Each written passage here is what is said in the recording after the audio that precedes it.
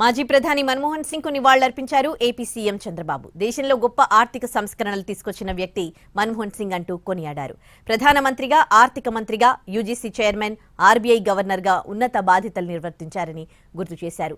ఆర్థిక సంస్కరణలు తీసుకొచ్చి దేశానికి దశాదిశ రూపొందించారన్నారు చంద్రబాబు.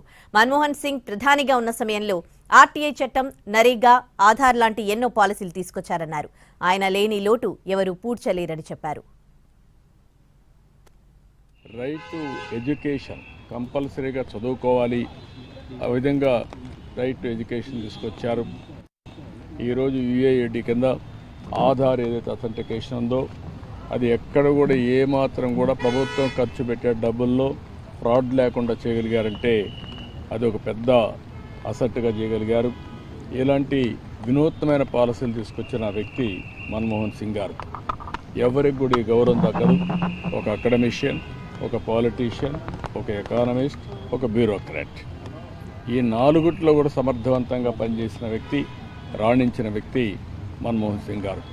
అలాంటి వ్యక్తి ఈరోజు మన దగ్గర లేకపోవడం చాలా బాధ, దేశానికి తీవ్రమైన నష్టం. కానీ ఆయన ఐడియాలజీ శాశ్వతంగా ఉంటుంది.